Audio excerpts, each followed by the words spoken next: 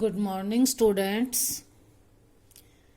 In the previous class, you have studied about pH scale, which varies from 0 to 14.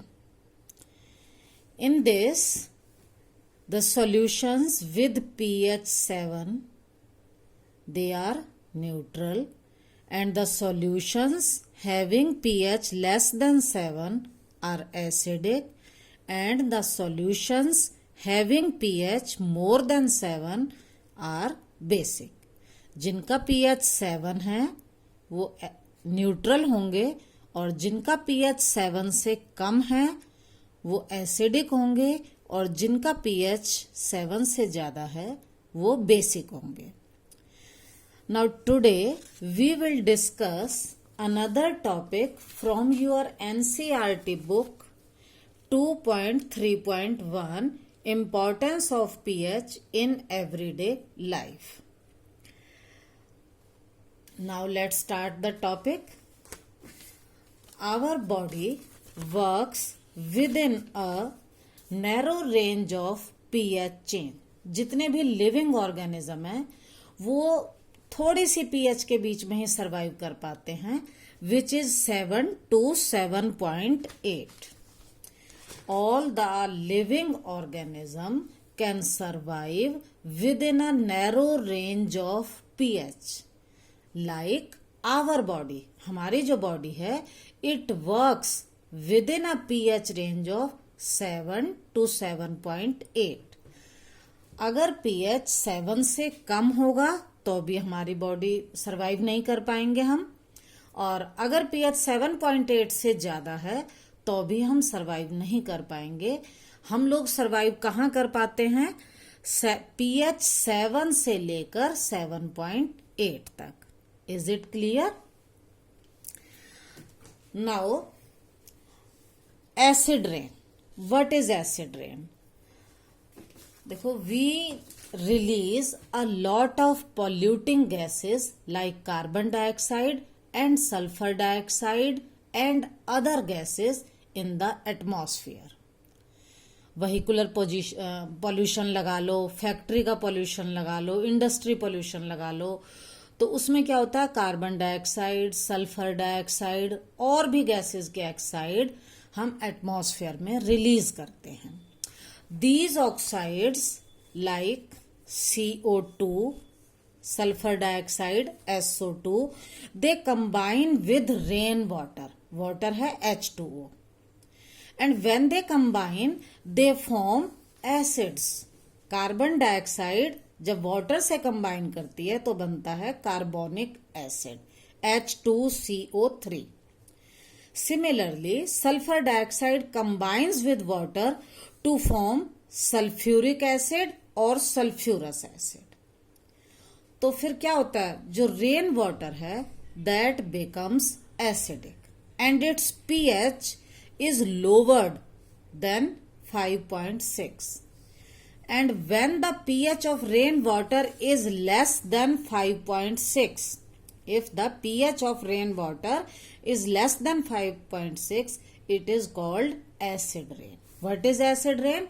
When the pH of rainwater is less than 5.6, it is known as acid rain. How it is formed? When oxides of carbon, sulfur combine with rainwater, they form acids and pH is lowered than 5.6. Now this acid rain, अब ये जो acid rain है, it is harmful for living organisms. How? When the rainwater कौन सा? जो acid rain वाला है, it flows to the rivers, वो rivers में जाता है, and affects the aquatic life. Aquatic means जो river के अंदर जो organism है उनकी लाइफ को इससे खतरा होता है. When rainwater goes to rivers, it harms aquatic life. Next है importance of pH in our digestive system. Students, do you know HCl, hydrochloric acid, is produced in our stomach? Now, what is the role of hydrochloric acid? It helps in digestion of food. It also kills the bacteria which are present in our stomach with food. So it is useful, but sometimes, वैसे तो hydrochloric acid हमारे stomach में produce होता है और ये हमारे लिए यूजफुल होता है. वाई? एक तो ये फूड के डाइजेशन में हेल्प करता है, दूसरा ये बैक्टीरियाज को किल करता है.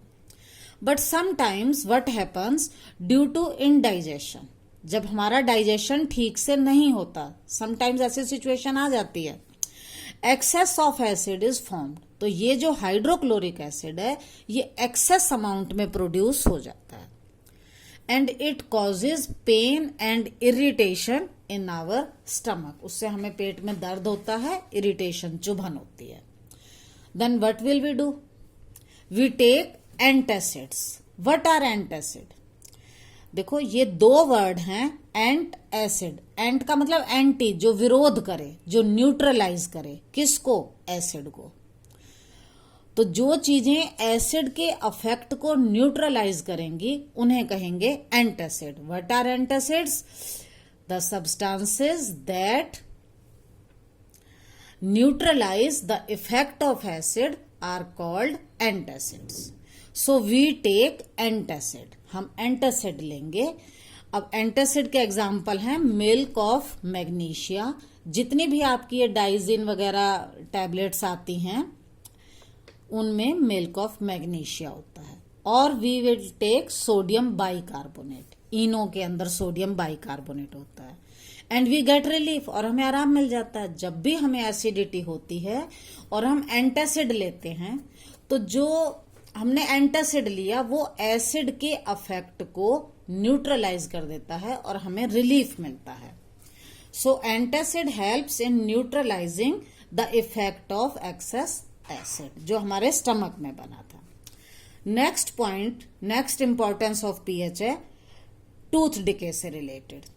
देखो जब भी हम लोग फूड खाते हैं तो सम पार्टिकल्स आर लेफ्ट या get entangled between the teeth. खाना खाने के बाद फूड के कुछ पार्टिकल हमारे माउथ के अंदर फंसे हुए रह जाते हैं. तो ये जो पार्टिकल है, और माउथ के अंदर बैक्टीरिया भी होते हैं, वो बैक्टीरिया उन फूड पार्टिकल्स को जो एंटेंगल्ड रह गए थे उनको डीग्रेड करते हैं. ठीक है, डीग्रेड जब करते हैं तो उस फूड से प्रोड्यूस होती है शुगर. दोबारा सुनिए, जब हम फूड खाते हैं तो after eating food some food particles remain entangled, फंसे रह जाते हैं इन आवर माउथ. ठीक है, now the bacteria in our mouth react on it. वो उनको डीग्रेड करते हैं. डीग्रेड करते हैं तो शुगर इज प्रोड्यूस्ड, और उस शुगर को डीग्रेड करने के बाद बनता है एसिड. हमने जो फूड खाया था उसके पार्टिकल माउथ में रह गए, फूड के अंदर शुगर होती है, बैक्टीरिया उस शुगर को डीग्रेड करके बनाते हैं एसिड. और जब एसिड बनेगा तो pH becomes lower than 5.5 in our mouth. और जैसे ही pH 5.5 से कम होगी द टूथ डिके स्टार्ट्स. हमारे टूथ डिके होने लगेंगे. अब टूथ डिके क्या है? देखो हमारे टूथ के ऊपर एक कवर चढ़ा होता है, एनेमल बोलते हैं जैसे, और ये एनेमल हमारी बॉडी का हार्डेस्ट सब्सटेंस है, सबसे हार्ड. हमारे टूथ के ऊपर की जो कवरिंग है उसे एनेमल बोलते हैं, और एनेमल बना होता है कैल्शियम फॉस्फेट से, और ये हमारी बॉडी का हार्डेस्ट, सबसे हार्ड सब्सटेंस है. और एसिड उसको भी खराब कर देते हैं, उसको भी डिके कर देते हैं. तो इसे हम बोलते हैं tooth decay. It is due to the acid. Acid कहां से आया? Produced by the degradation of sugar. Sugar के डीग्रेड होने से. शुगर कहां से आई? वो हमारे फूड में थी. तो अब इसके लिए हम क्या करेंगे कि टूथ डिके ना हो. To control tooth decay we use toothpaste. अब ये टूथपेस्ट क्या होता है? Toothpaste is alkaline. ये बेसिक होता है. बेसिक या एल्केलाइन एक ही बात है. ये बेसिक होता है, और हमारे माउथ में था एसिड। 5.5 से कम, 7 से कम वाले सभी एसिड होते हैं। तो इस एसिडिक इफेक्ट को इस टूथपेस्ट जो बेसिक था वो न्यूट्रलाइज कर देता है, and it prevents tooth from decay, और हमारा टूथ डिके नहीं होता। नेक्स्ट है बी स्टिंग। जब मधुमक्खी आपको काटती है तो बी क्या करती है, वो आपकी बॉडी के अंदर एक एसिड रिलीज करती है। एसिड का नाम है मेथेनोइक एसिड या फॉर्मिक एसिड। मतलब जब भी बी स्टिंग करेगी, आपको काटेगी, it will release an acid जिसका नाम है मेथेनोइक एसिड। अब अपने आप सोचो कि जब एसिड रिलीज किया है तो हम उसका क्योर कैसे करेंगे, हम उसका इलाज कैसे करेंगे? हमें कोई बेस चाहिए जो उस एसिड को न्यूट्रलाइज कर सके। तो bee sting leaves an acid which causes pain and irritation. हमें खुजली होती है और पेन होता है। इट इज क्योर्ड, इसका इलाज होगा by mild base like baking soda. हमें क्या करना चाहिए, जहां बी ने स्टिंग किया है वहां हमें बेकिंग सोडा सॉल्यूशन यूज करना है और आपको रिलीफ मिलेगा। यहां पर कौन सा प्रिंसिपल यूज हुआ, एसिड को बेस से क्या किया गया, न्यूट्रलाइज।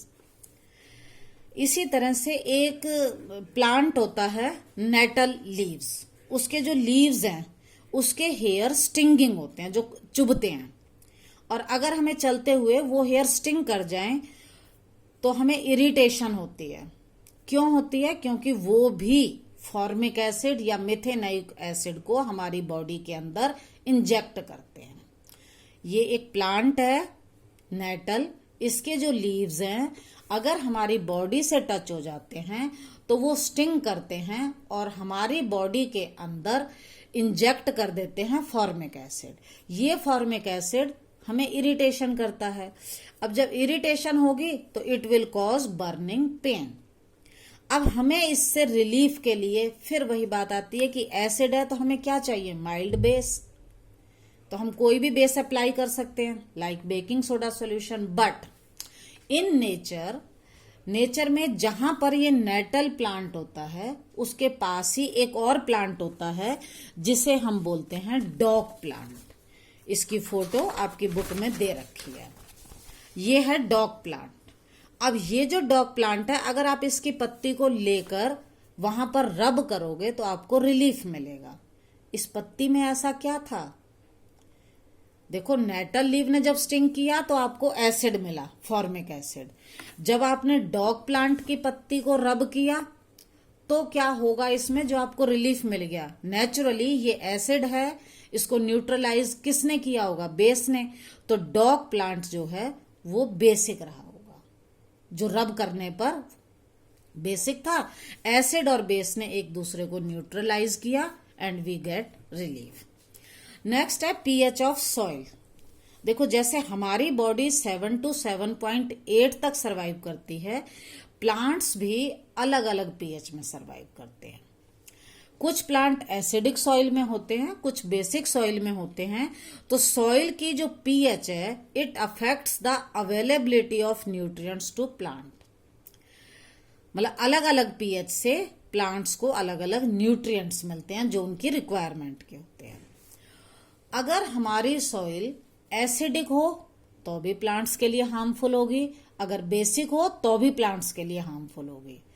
तो प्लांट्स जो हैं they need a specific range of pH. Her plant के लिए पीएच जो है वो स्पेसिफिक होता है। कोई प्लांट किसी पीएच पर होता है और कोई किसी पर होता है। समटाइम्स एक क्वेश्चन आता है कि एक फार्मर है, वो अपने फील्ड के अंदर लाइम ऐड करता है। क्या आप सोच सकते हो कि उसने लाइम क्यों ऐड किया? देखो लाइम होता है कैल्शियम हाइड्रोक्साइड, और जो हाइड्रोक्साइड आयन दे वो होते हैं बेस। इट मीन्स वो जो फार्मर है वो क्या ऐड कर रहा है, वो बेस ऐड कर रहा है। तो बेस ऐड क्यों कर रहा है? क्योंकि उसकी सॉइल एसिडिक होगी। Acidic soil is made alkaline. Alkaline या बेसिक एक ही बात है, बाय एडिंग क्विकलाइन और कैल्शियम कार्बोनेट। क्विकलाइन CaO जो बेसिक होता है वाटर के साथ मिलकर, बेसिक ही होता है, and calcium carbonate, both are basic in nature. तो ये एसिडिक इफेक्ट को न्यूट्रलाइज करते हैं। So we add this. मेरे ख्याल आपको ये समझ आ गई होगी। Is it okay? हाँ, अब आपकी वर्कशीट में क्वेश्चन नंबर 3 देखिए। Why is it advised to brush your teeth after every meal? खाना खाने के बाद आपको क्यों कहा जाता है कि आप अपने टीथ को ब्रश करें? मैंने अभी बताया था, after eating food some particles get entangled in our mouth and sugar in the food is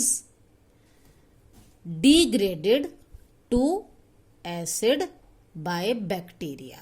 हमारे माउथ के अंदर कुछ फूड पार्टिकल रह जाते हैं, फूड के अंदर शुगर होती है और बैक्टीरिया उस शुगर को डिग्रेड करते हैं और क्या प्रोड्यूस होता है? Acid. This acid results in tooth decay. To neutralize this acid, we use toothpaste with brush, which is alkaline in nature, to neutralize the acid. ये जो ब्रश है, हमने इस पर टूथपेस्ट लगाया जो एल्केलाइन या बेसिक है और माउथ के एसिड को ये न्यूट्रलाइज करता है। नेक्स्ट है, name the acid produced in stomach. Stomach में कौन सा एसिड है? आपको बताया HCl, हाइड्रोक्लोरिक एसिड, और ये हमारे लिए यूजफुल होता है because it helps in digestion of food and it kills the bacteria. Next है, how does aquatic life get affected due to acid rain? Acid rain हमारी एक्वेटिक लाइफ को कैसे डिस्टर्ब करती है? देखो, all the living organism can survive within a narrow range of pH। सबके लिए एक नैरो रेंज ऑफ pH है, जैसे हमारी बॉडी के लिए 7 to 7.8 है। तो एसिड रेन जो है, water of acid rain flows to rivers and the living organism in rivers which is known as aquatic life is get affected. How does an antacid work? Antacid क्या है? Any substance that neutralize acid. तो when there is acid, more acid in our stomach, we take antacid which neutralize the effect of acid. Name 2 common antacid, milk of magnesia and sodium bicarbonate या baking soda. Next है, a plant grows best when the pH of soil is 7.2. कोई plant तब होता है जब pH 7.2 हो, but the pH of the soil is found to be 5.6. किसी भी वजह से जो सॉइल की पीएच है वो 5.6 हो गई। 5.6 का मतलब less than 7, it is acidic. Name the chemical and its nature that should be added to the soil to adjust its pH to make it suitable for plant growth. देखो, plant को चाहिए 7.2, हमारी जो पीएच है वो है 5.6, ये acidic है। हमें चाहिए स्लाइटली बेसिक, 7 से ज्यादा। तो वी विल ऐड बेस, कोई भी हम बेसिक सब्सटेंस ऐड करेंगे, जैसे quicklime. We will add some basic substance like quicklime. तो केमिकल हो गया क्विकलाइन और या कैल्शियम कार्बोनेट, और इसकी नेचर क्या होगी? Basic. Is it okay? If any problem you may call me. Thank you.